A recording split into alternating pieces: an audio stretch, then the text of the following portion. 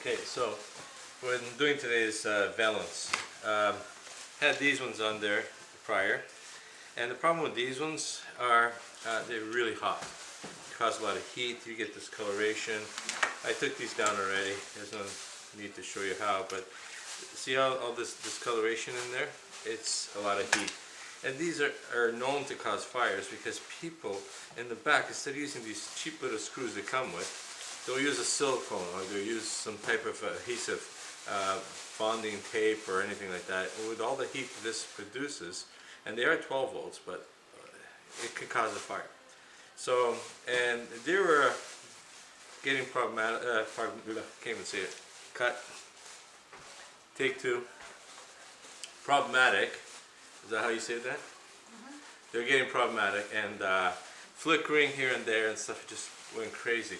Now, if anybody's shopped around for valance lights, they're really expensive. And I'm thinking, pulling my hair out, which I don't have much of anyways, pulling my hair out, trying to figure out how to do it. And I have purchased these actually on Amazon or eBay, either way, and LEDs, 12 volt, and I was going to get these for my truck, for the box. And I thought about, let me see how many I need here. I did a count. They're 3 watts each, so I calculated and how many I needed, and I went out and I purchased a transformer, 12 volt transformer, to accommodate all the lights I'm going to be putting in. It did come with the end, but I just cut it out and so I can hardwire it. I do have power inside the valance here. They were hardwired before, so what I'm going to do is going to put an actual plug on it. That way I can plug this and still use the switch. And these are very simple to put on. I will show you. But they come with double-sided tape and you just glue them on. And they're pretty bright. Amazingly waterproof, so you don't have to worry about splashing around the sink and stuff like that. And let's see how it works out. I'll install them and show you how, and you decide. Thanks.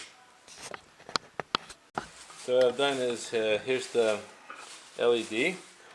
It has double-sided tape right here, which I just, you just peel it, tape it on the back here, and then you stick it out there. It is low voltage, you don't have to worry about getting zapped or anything like that. There's no heat whatsoever coming out of here, so you don't have to worry about fire. When you do the connections, make sure you use a moret. I'll just show you what it looks like once it's up. Okay, and they are polarity sensitive, so you got to find out which one is the positive, which one is the negative. See, that's how bright it is. It's pretty bright. You see the difference? For 3 watts, pretty good. And the best price is, the best thing about it is the price. It was only $6 in change for a pair. So every two costs $6 as opposed to costing a few $100s to do a whole counter. Okay, I just hooked up 3 of them, and that's why the wires are here, just temporary. I still got to put the plug there. Just to show you, it's quite bright. If you see the difference, let me just go back here. I'll unplug it.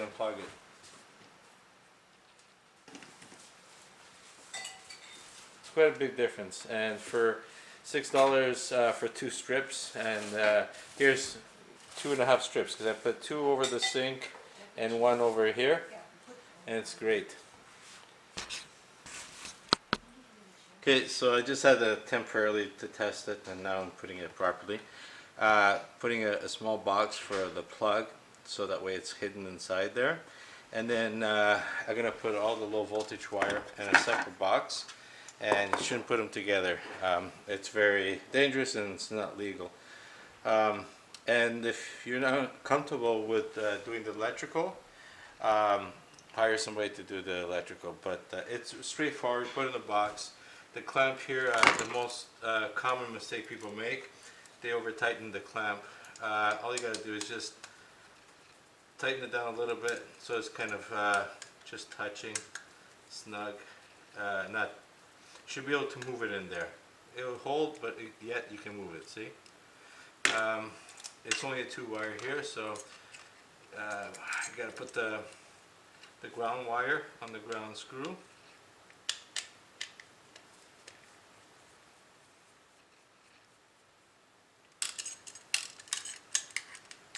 Like so. Keep in mind, I am a licensed electrician, so this is like second nature to me, so it's not a big deal. And then it's a little bit long for this box here, so I'm going to cut these wires and shorten them up a little bit, because I have to get a smaller box. And there's no power here now, and the reason being is it's controlled by the switch over there, if you can see the switches, yeah. Controlled by the switch, so there's no power. And the whole purpose of that is to plug this into this plug, which I can still use my switch. But if you like and you don't have the option of doing this, you can always just plug it and unplug it into a plug. Simple as that.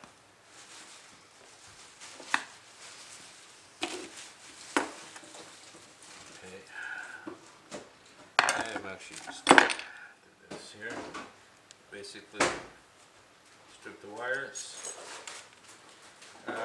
Depending on where you are, you might not have this, but the plugs we have here, they're push-in, so it's simple. Put your ground on.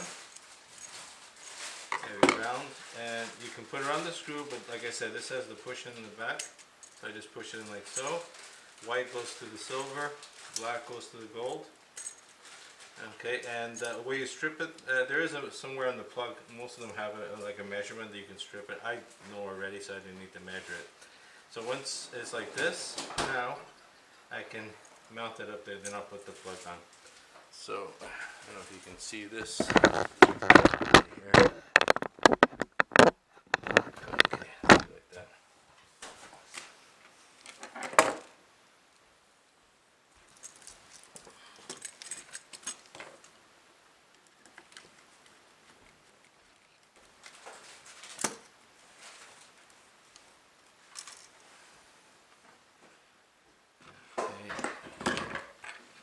One screw should do it, but another one here. I thought I had another one here. There it is. Found it. Two, let me see.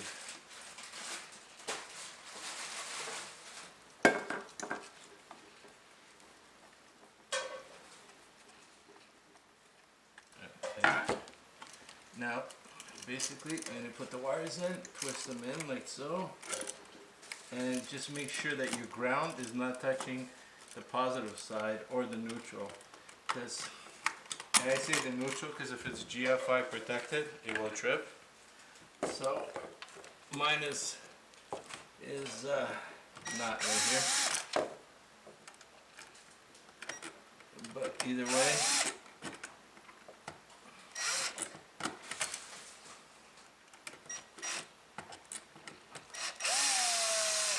okay, and when you're screwing it in, you make sure that those screws do not touch the wires as well.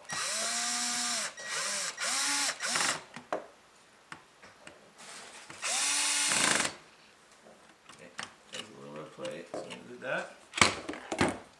Now, the way I've done it, you see here, I'm going to have to cut the plate too, in order to fit it in here. And the reason I did this on purpose so that it brings it up more. So, just going to go in the garage with the hacksaw and just cut out basically a 1/4 inch off of the top there. It's still covering the box. This is an overlap, so you'll not have any problems with that. I'll do that after. For now, okay, this is my low voltage stuff. I just did this temporarily here. And after I'm done all this, I'm still missing a couple lights where are back ordered, but it's still basically it's done. All I gotta do is add them on afterwards. Okay.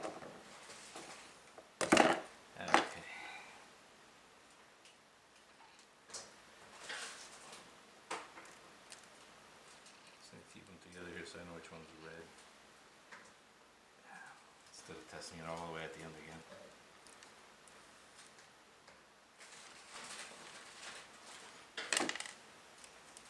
Okay, even though this is a 14.2, originally I had done this for 120 lights. So Had I known this, and in the future probably I would never do this again, but I would run low voltage wire along the side of this as well. But because that's what I have, I'm using them as low voltage travelers. This goes to there, jumps, and it jumps. If you can picture that. So, box here, connector.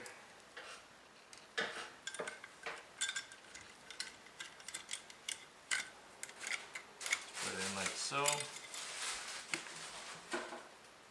Actually, I have to take this apart anyways.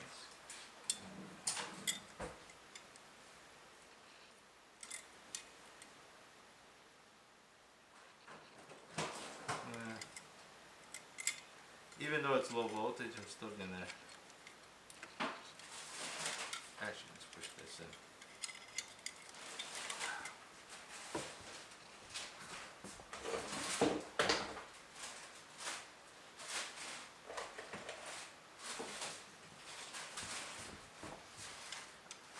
These are, they're called, it's like a 30-30 connector. These are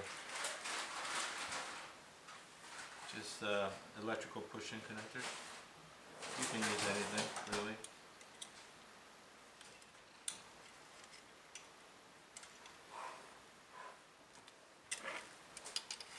If it's a little bit tight, you just put a screwdriver in there and squeeze it a bit.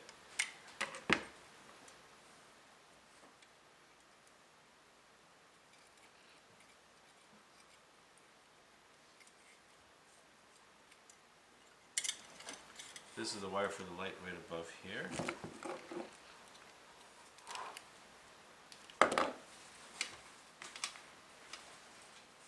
This is like transformer wires.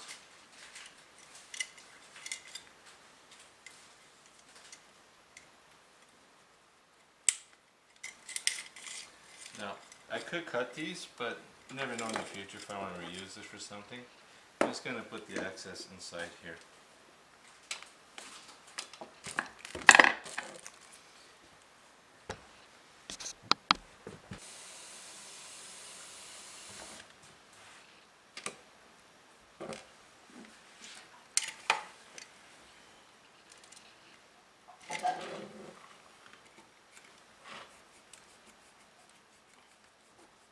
Make sure you use short screws, you don't want to go through the cabinet.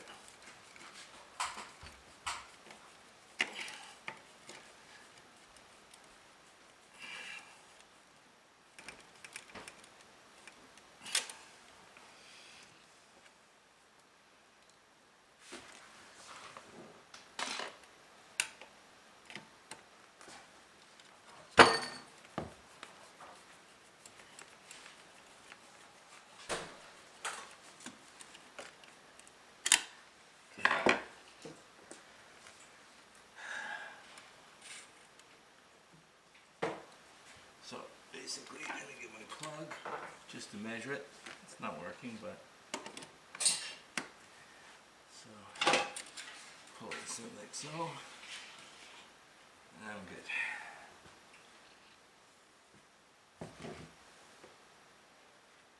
Actually, I have to leave it plugged in there so I can test what's what.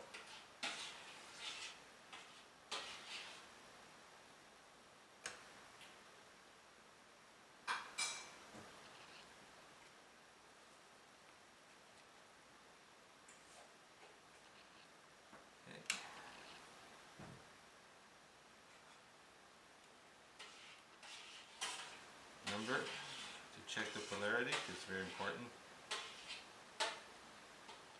You don't put this all together and then find out you got it backwards. Using 29 Moretz actually, number 29. 31's good too.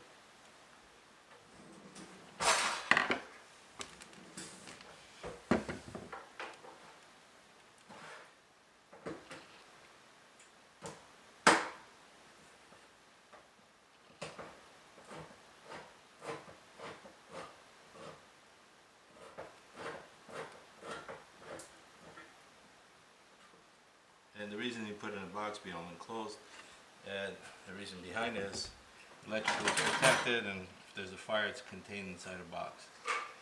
Okay, now before I put everything back in, just double check it. And there we go. Yay! You know you're on the video. Okay, everything's good, so let's tuck it all in. Check it again. There we go. Okay, now I'm just going to go and cut that plate and I'll be right back. Alright, so basically that's what I did. So it still covers the box. Nothing's exposed on the inside, but it gives me a little bit more room to go up. Okay, put that in.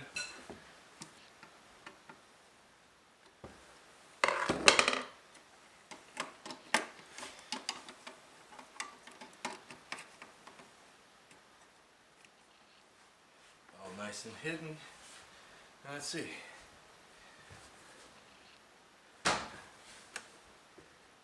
There we go. There you have it, and then from far back you won't see it. You don't see anything, even if you see it, just a little tiny bit. But you're always going to see that unless you go with way bigger valances, which I'm not going to replace right now because everything matches. Yeah, so it looks pretty good. I like the white look, and the wife likes it, which is more important. And she was cheering in the background, I don't know if you heard it or not. Like I said, at the end there's a mess there because she's cooking, so I just moved everything out of the way. But when the lights come in, I'm just going to add them on. Like I said, I calculated for 8 lights in total, which is at 0.25 amps, so at 3 watts each. It works at 2.5 amps, so I ended up getting a 2 amp transformer, 12 volt. So that's how you calculate it. And if you're not sure, you can go online, Google it, and it'll give you conversions from amps to watts and stuff like that. So just add up what you have, and then that'll determine the transformer. Like I said, I'm only putting 6. I made it to put 8 in case I wanted to add something in the end. You should always give yourself a little bit extra because you don't want the transformer to be working at its maximum. You want it to work at below maximum. So this way with 6, it's not working at full 2 amps. It's working at 1 point. I don't know. Off the top of my head, it's working at 1 point maybe 7.5, not even. So there you go. All right, thank you.